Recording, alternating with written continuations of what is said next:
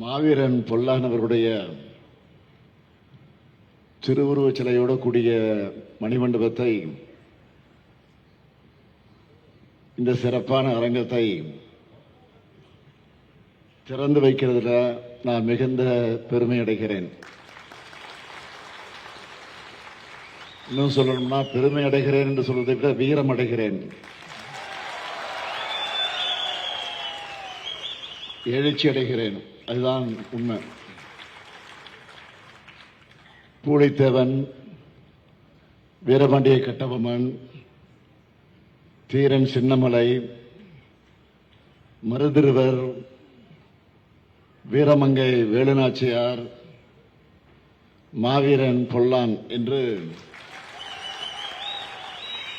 நம்ம தமிழ் மண் ஈண்டெடுத்திருக்கக்கூடிய மாவீரர்கள் அத்தனை பேரும் நம்முடைய மண்ணை, மொழியை, மானத்தை காத்திருக்கக்கூடியவர்கள். இடைவிடாம அதற்காக போராடி கொண்டிருக்க வேண்டும் என்று இன்றைக்கும் நமக்கெல்லாம் நினைவுபடுத்திக் கொண்டிருக்கக்கூடியவர்கள். கம்பீரமாக இருக்கக்கூடிய இந்த மாவீரன் பொல்லானுடைய சிலையும் சிறப்பாக கட்டப்பட்டிருக்கக்கூடிய அரங்கத்தையும் தனி கவனம் எடுத்து எல்லோரும் பாராட்டக்கூடிய வகையில் இதை கட்டியிருக்கக்கூடிய மாண்புமிகு பொதுப்பணித்துறை அமைச்சர் ஏவா வேலு அவர்களுக்கு என்னுடைய சார்பில் மட்டுமல்ல, உங்கள் அனைவரின் சார்பில் என்னுடைய பாராட்டுக்களையும் வாழ்த்துக்களையும் தெரிவித்துக் கொள்கிறேன்.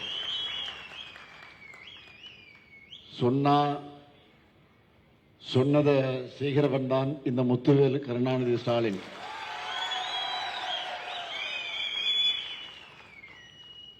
அதற்கு சாட்சியாக சொல்ல வேண்டும் என்று சொன்னால் இந்த மாவீரன் பொல்லான் சிலைதான் அதற்கு சாட்சி. 2019 நான் எதிர்க்கட்சி தலைவராக இருந்த நேரத்தில் மகிழுஞ்சாவடியில் நடைபெற்ற ஆதி தமிழர் பேரவையுடைய வெள்ளி விழா,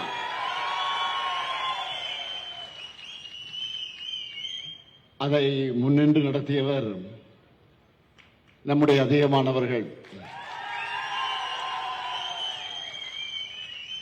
அதிலே பங்கேற்று சிறப்பித்து பெருமை சேர்த்தவர் நம்முடைய சட்டமன்ற உறுப்பினராக இருக்கக்கூடிய ஈஸ்வரன் அவர்கள்.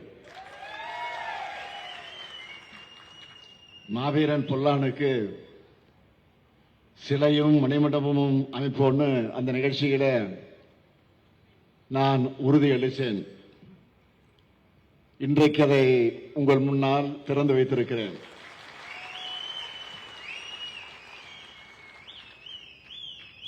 இந்த திரையில பொல்லானுடைய வாழ்க்கை வரலாற்றை சிறு குறிப்பாக எடுத்து வெளியிட்ட நேரத்தில் அதை சுட்டிக்காட்டினார்கள். பவானி போர், ஓடாநிலை போர், அறச்சாளர் போர்னு அந்நியரான ஆங்கிலேயரை எதிர்த்து போரிட்டு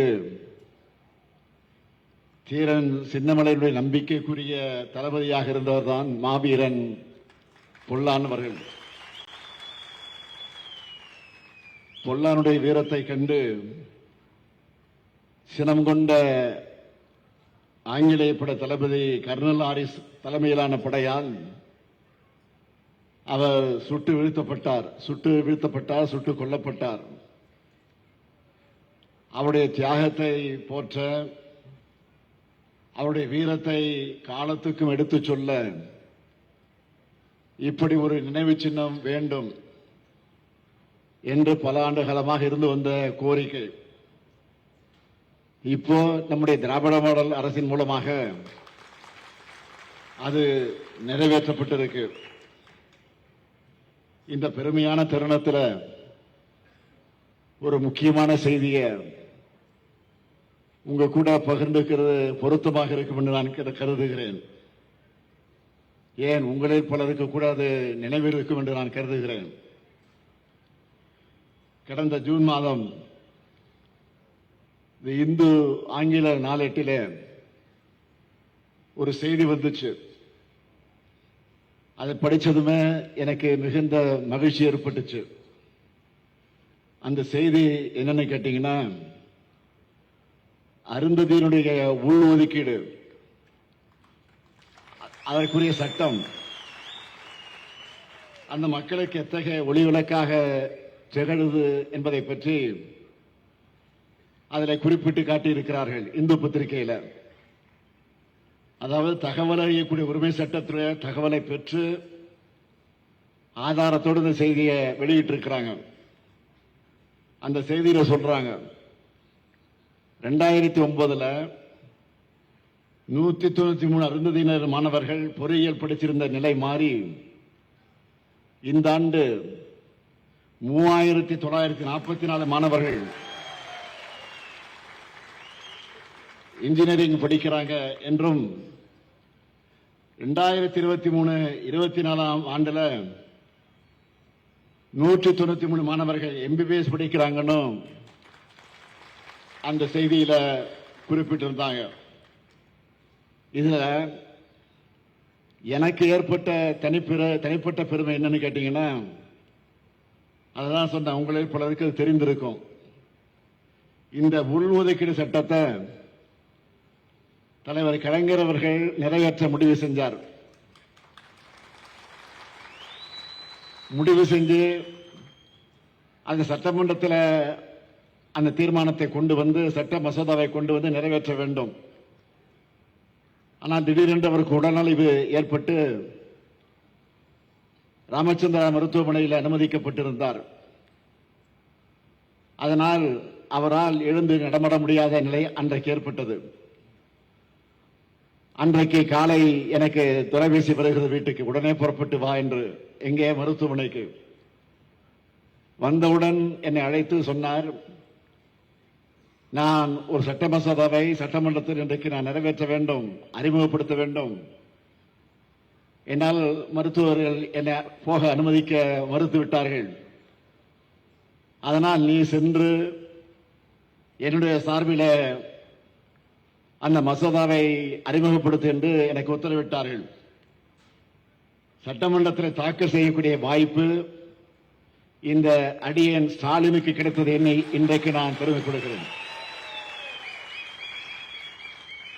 ஒரு சமூகத்தையே முன்னேற்றத்திற்கான அந்த சமூக நீதி பாதையை கட்டமைக்கிறதுல என்னுடைய பங்கும் இருந்திருக்கிறது என்பதை என்னை இன்றைக்கும் மகிழ்ச்சி அடைகிறேன். அதுதான் எனக்கு கிடைச்ச பெருமை.